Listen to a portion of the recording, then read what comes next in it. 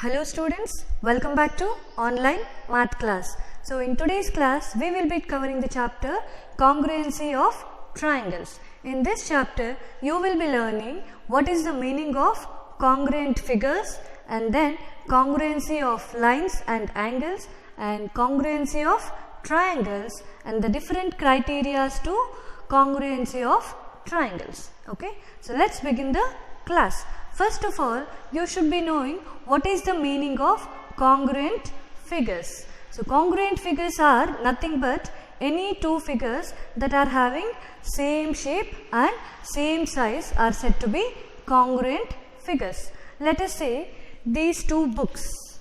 Okay, these two are the two different notebooks. If they are having the same shape and same size, I can call these two books are congruent, right? So, what is the shape of these two books? These two books are having rectangle shape. Then what about the size? Overlap both the books. When these two are overlapped exactly, then you can say both are having the same size. So, you can see both are overlapping each other, right? So, these books are said to be congruent figures. So, in this way, in our day-to-day life, you can see many figures that are having same shape and same size. So, they are said to be congruent figures. Say for example, consider these two chalks. These two are having exactly the same size and the same shape. So, I can call these two chalks are congruent, right? So, if I consider this book and this book. So, what is the shape of these two books? This is also rectangle and this is also rectangle. So, shapes are same, but what about the size? Overlap it and see. So, are they having the same size here? You can see the space remaining here, and here also some space is remaining. That means these two are having same shape but not the same size. So, we cannot call these two books as congruent, right? But whereas I can take another book like this and I can say these two are congruent. Now you have understood the meaning of congruent, right? So, what is the meaning of congruent? When the two objects are having the same shape and same size, such figures are said to be congruent, and the congruent symbol is denoted by this way. Okay, this is the symbol of congruence. Okay, now let us learn the congruency of lines and angles. So, I will draw a line segment AB measuring 5 centimeter. Okay, I will draw another line PQ measuring again 5 centimeter. Now, can I call these two lines are congruent? Yes.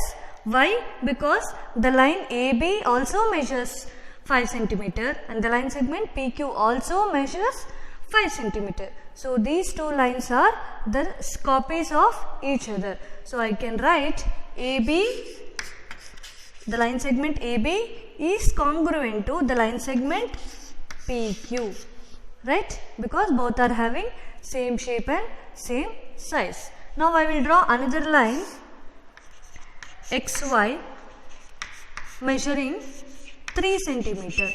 Now, can I call AB and XY as congruent? Yes? No, right? Because this line segment is measuring 5 centimeter and this line segment is measuring 3 centimeter. So, these two cannot be congruent, whereas AB and PQ can be congruent. So, this is about the congruency of lines. Next, we will see the congruency of angles. Okay. So, what is the meaning of congruency of angles? I will draw an angle ABC measuring 30 degree and PQR measuring 30 degree. Now, what is the measure of angle ABC? 30 degree. Measure of angle PQR? 30 degree. So, both are having same size and same shape, right? So, again I can say angle ABC is congruent to angle PQR. So, this is about congruency of angles. When two angles are measuring the same angles, then those two angles will be said as congruent angles. I will draw another angle 90 degree. Can I call this as congruent angles? Angle ABC and angle XYZ, are they congruent? The measure of angle ABC is 30 degree and the measure of angle XYZ is 90 degree. Are they congruent to each other? No, right? Because the measure is here 30 and here it is 90. They are different. So these two are not congruent, these two are congruent. So this is about congruency of lines and angles. Next we will know the congruency of triangles. Two triangles are said to be congruent if they are the exact copy of each other. That means when the two triangles are overlapped on each other, they should be exactly covering one another. Suppose say I will draw a triangle ABC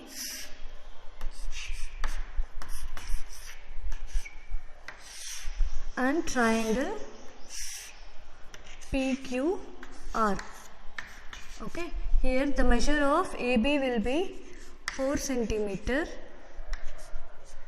and measure of BC will be 5 centimeter and the measure of AC will be 6 centimeter. So PQ again 4 centimeter and QR is 5 centimeter and PR is 6 centimeter. Now I can see that all the three sides of the triangle ABC is similar to the other three sides of the triangle PQR. That means these two triangles are congruent to each other, because when these two triangles are overlapped on each other, they will be covering exactly. Okay, and when they cover each other, the parts which overlap the other parts in the triangle, that parts will be called as corresponding parts. Okay, so the parts of the congruent triangle that will be overlapping on each other is called as corresponding parts. Okay, so here for vertex A, which is the overlapping part in the triangle PQR, that is P. So corresponding part symbol is indicated like this with a two-sided arrow. So for the vertices A, the corresponding vertex is P. Similarly, the corresponding vertex for B is Q, right? And the corresponding vertex of C is R. Okay, so these are the corresponding vertex. Okay, similarly we have corresponding angles and corresponding sides. So the corresponding angle for A is angle P. So this is vertices. Now we will see angles. Angle A is corresponding to angle P. Similarly, angle B is corresponding to angle Q. Angle B corresponding to angle Q. And angle C is corresponding to angle R. Angle C is corresponding to angle R. Okay. Similarly, we have corresponding sides. That is, AB is corresponding to PQ and BC is corresponding to QR and PR is corresponding to AC. So we can write that AB is corresponding to PQ and BC is corresponding to QR and AC is corresponding to PR. So these are the corresponding parts of a congruent triangles. Now you understood the corresponding parts, right? So when the two triangles are congruent, their corresponding parts will be always equal. This rule is called as CPCT. That means corresponding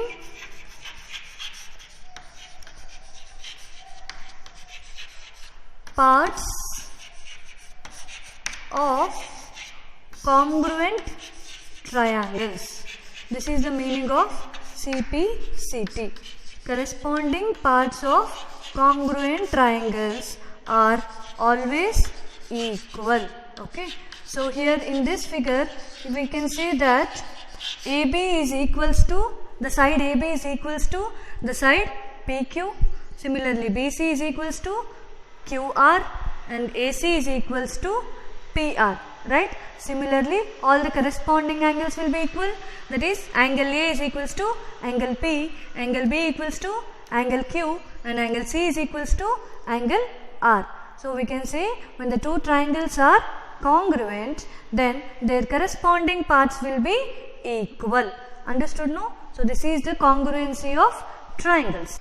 Moving on to the next topic, that is criteria for congruency of triangles. Under that, we have these different criteria for finding the congruency of triangles. The first one is side, side, side, or triple S, S, S, S criteria.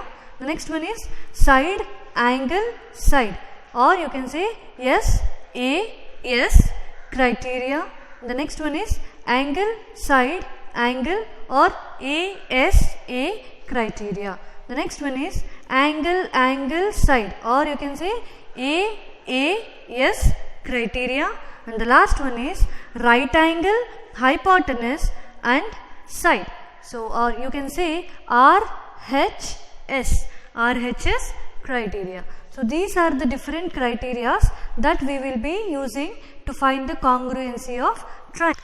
Let us learn about the first congruency condition, that is SSS or triple S, side, side, side congruency condition. In this condition, what it says, if three sides of a triangle is equal to the other three corresponding sides of the another triangle, then these two triangles will be congruent to each other. Let us see by an example. I will take a triangle 3, 4, 5, and I will call this triangle as A, B, C. I will take one more triangle P, Q, R, and I will call this as 3, 4, 5. Now I can see in these two triangles the corresponding sides, that is AB is corresponding to PQ because both are measuring 3 and 3, right? AC is corresponding to PR. Again, AC is corresponding to PR because both are measuring 4, and BC is corresponding to QR. Both are measuring 5 centimeter. So you have one side, one corresponding sides equal, second corresponding side equal, and the third corresponding side equal. So under this condition, side, side, side congruency condition, AB is equals to PQ, BC is equals to QR, and AC is equals to PR. Therefore, we can say the triangle ABC is congruent to triangle PQR. So, this is the first congruency condition, that is when the three corresponding sides of one triangle is equal to the three corresponding sides of another triangle, then these two triangles are said to be congruent triangle. Next criteria is side, angle, side, or SAS criteria. So, in this criteria what it says is, if two sides and the included angle of one triangle is congruent to the other two corresponding sides and the included angle of another triangle, then these two triangles are said to be congruent. Let us see through an example. Again, I will take triangle X, Y, Z, and one more triangle I will take P, Q, R. So, here I am considering the two sides and the included angle. You should know the meaning of included angle here. Included angle means the angle which is included between the two given sides. So, if I take XY and YZ as the two given sides, then the included angle will be the angle Y. Okay, so because this is included between the given side xy and yz. Similarly, what I said, the condition, the two sides and the included angle of one triangle must be equal to the two corresponding sides and the included angle of the other triangle. Then these two triangles are congruent to each other by SAS criteria. Let us see that. So here it is given xy is congruent to PQ. So I can write xy is equals to PQ and yz is equals to QR. Yz is equals to QR and the angle y is equal to the angle Q. Angle y is equals to angle Q. This is a side, an angle and side. Therefore, these two triangles are congruent to each other. That is, triangle XYZ is congruent to triangle PQR by which condition? SAS congruence condition. Moving on to the next criteria, that is angle side angle, that is ASA criteria. This criteria says that when two angles and the included side of a triangle is congruent to the two corresponding angles and the included side, then these two triangles are said to be congruent. Let us see an example. Take a triangle LMN and take another triangle RST. So here you can observe what are the given angle, side and angle. So two angles should be given and the included side. So here you should understand what is included side. In the previous case we saw included angle. What is included angle? The angle which is included between the two given sides. So here the side is, the included side is the side which is given between the two angles. Suppose if I take the angle M and angle N is given, then included side will be MN. Okay.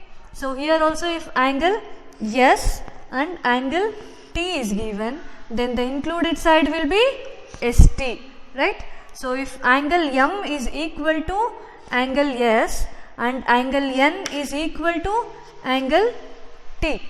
So here you can observe the statement of this criteria.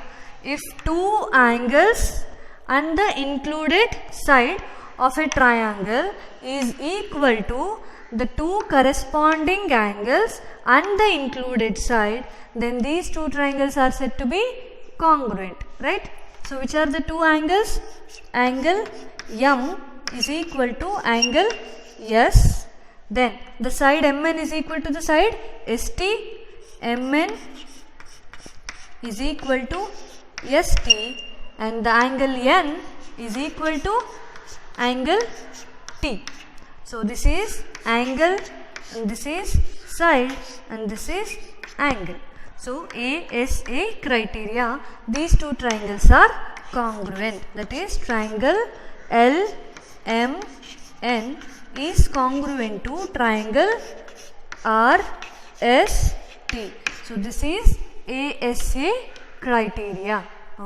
The next criteria is angle side or AAS criteria. This is little different from your last criteria. In the last criteria what we discussed, ASA, that is two angles and the included side. Here we are not considering the included side. This 3 cm, this lines AB is not the included side. What we are seeing here, what we can observe in this figure, the angle B is equal to angle Q and angle C is equals to angle R. So we already know the angle sum property of a triangle. What is that? The sum of all the three angles in a triangle is 180 degree. By this we can find out the remaining angle A. So 30 plus 40 gives 70, 180 minus 70 is 110. So if you know the two angles, you can find out the third angle. The same applies in this triangle also. 110 degree. Now you can apply the previous criteria, that is ASA criteria. Now you can consider angle A and angle B, and the included side is 3 centimeter. Angles are 110 and 30 degree. In this triangle also you can see P and Q are the angles, and the PQ is the included side. So here you have 3 centimeter. This means it applies to the previous condition, that is ASA, right? So by this we can say, by angle side criteria also we can say that these two triangles are congruent.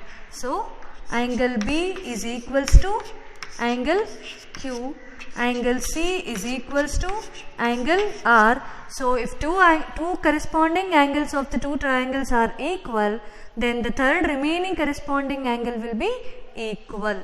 So you will have another side, that is AB is equals to PQ. This is angle, this is angle, and this is side. Angle, side.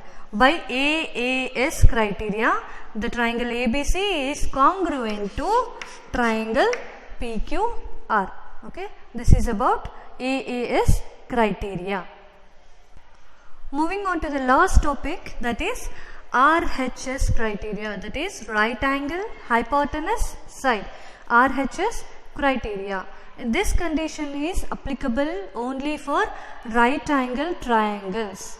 What is this condition is, in a right angle triangles, in any two right angle triangles, if the hypotenuse and one side of a triangle is equal to the corresponding hypotenuse and the other corresponding side, then these two triangles are congruent by RHS congruence condition.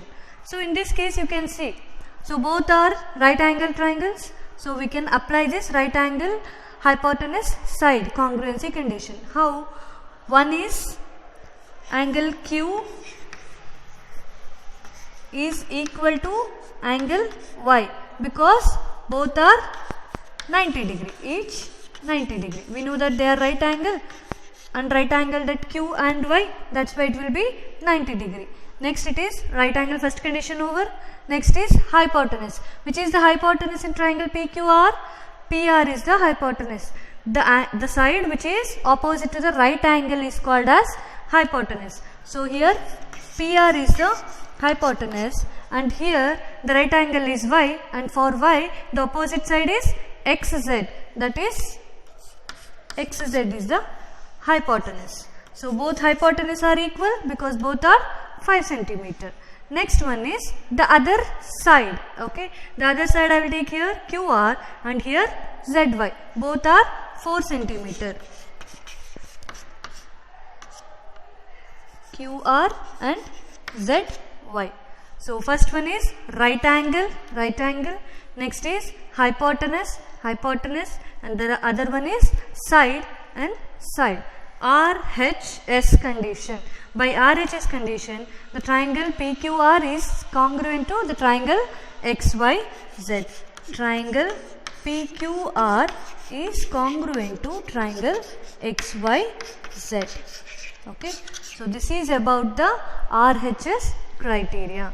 So in today's class, what are the things that we learnt? We learnt what are congruent figures, and the congruency of lines and angles, and the congruency of triangles. Under that, we learnt the different criteria for congruency of triangles. Which are those? That is SSS, side, side, side congruency condition. Then SAS, that is side, angle, side congruency condition. Next one is ASA, that is angle, side congruency condition.